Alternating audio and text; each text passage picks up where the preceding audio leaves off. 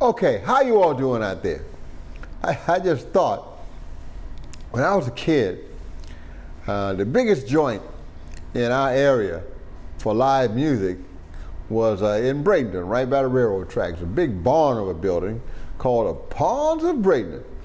And everybody would come from everywhere to go to the Palms. And of course, I eventually got my young band organized to the point that we actually got to play gigs for the grown folks at the Palms of Bradenton. Yeah, we were big time. And even when I was in college, one of the last gigs I played in Florida was at the Palms of Bradenton. We're not going to talk about the Palms of Bradenton. We're going to talk about the Palm Tavern in Chicago. Now, it was established somewhere between 1931 and 1933 by a guy named James Knight. This is right at the peak of the Great Migration, in reaction to a whole lot of things that are going on, the Great Migration, Back to Africa movement, with Marcus Garvey, a lot of things that are going on. Mr. Knight called this establishment the Palm Tavern because he wanted it to represent the palm tree that you might find at an oasis in the desert of Africa. It was the oasis for the black community in the Bronzeville district of Chicago, on Chicago's south side, in this, at that time, upwardly mobile black district. Now, the Palm was located almost right across the street from the Royal Theater, which attracted everybody, from Sarah Vaughan to Duke Ellington, Count Basie, Billie Holiday, Josephine Baker, Miles Davis, everybody who was anybody that played in Chicago. At one point or another, they played at the Royal. But the must-do, if you came to Chicago, the must-do was the Palm Tavern. Eventually, Mr. Knight sold the Palm to Jerry Oliver.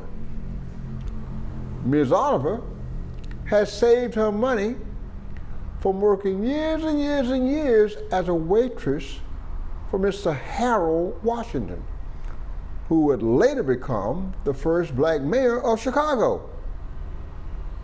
As a matter of fact, when he was running, most of his grassroots celebrations, fundraisers, voter empowerment sessions were held at the Palm Tavern. So it was not just a musical venue, which I discovered quite by accident while doing research for the great Ahmad Jamal. He had a solo piano gig there. But I discovered that Jerry had a great attraction that everybody had to have when you came to Chicago, and that was her red beans and rice. You did not want to come to Chicago and miss out on that, so you had to go to the Palm and drink at the Oasis, and you had to fill your belly with those scrumptious red beans and rice coming out of Ma Oliver's kitchen. And they called her Mama Oliver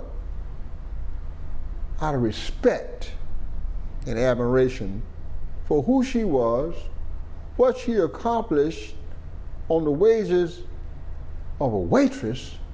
I guess Harold paid his people pretty well.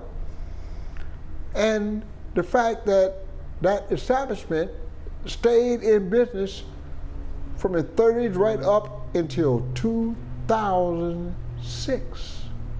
That's right, when it was finally torn down. But everybody who was anybody had to come there.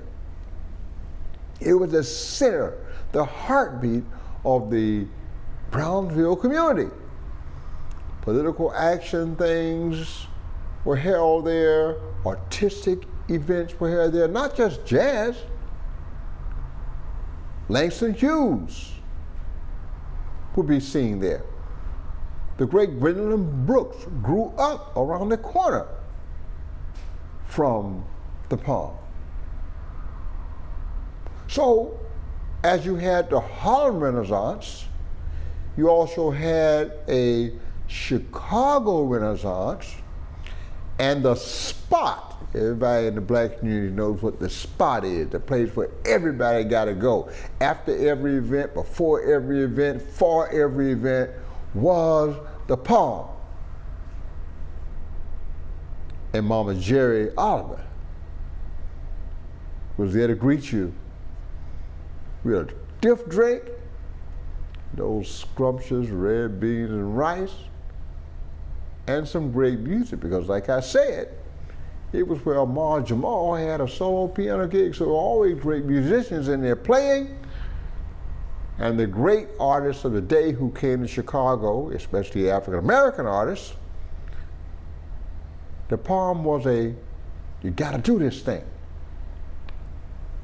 The community was heartbroken when, in the name of urban renewal, the building was torn down in 2006. And unfortunately, that urban renewal looked like a vacant lot for a very long time. They tore it down, didn't do anything with it. So that was another slap in the face. But the legacy of this building, of this institution in Chicago that started in the 30s and went all the way through the jazz age, and even in the age of rock and roll, when a lot of jazz venues were dying left and right, the Palm kept pumping because they just brought in the blues. And as you know, you can't have no jazz without blues, and so we had the blues and jazz coming through the Palm. Oh yeah, she kept it going, baby. It was happening at the Palm. And all because of the tenacity and the genius and the culinary delights of Miss Jerry Oliver. She lived to get 101 years old, just died very recently, in December, I think. And although the community celebrated, the Bronzeville community, the old folks who remembers what was going on prior to 2006, Chicago hardly bat an eye. And this great institution that had so much love and respect from all the greatest of our jazz entertainers passed away, but not into obscurity. Because I'm here to tell you that it did exist. And there are many galleries. The Jerry Oliver Gallery, the Jerry Gallery, and several other galleries that have saved for all prosperity the legacy of this great place in photograph and in amateur recordings. So let us not forget one of Chicago's most exciting and must-do landmarks, the Palm Tavern, which was conceived as an oasis for the black community in the south side of Chicago and served that purpose for over 80 years. Thank you very much. I hope you've enjoyed this piece of history.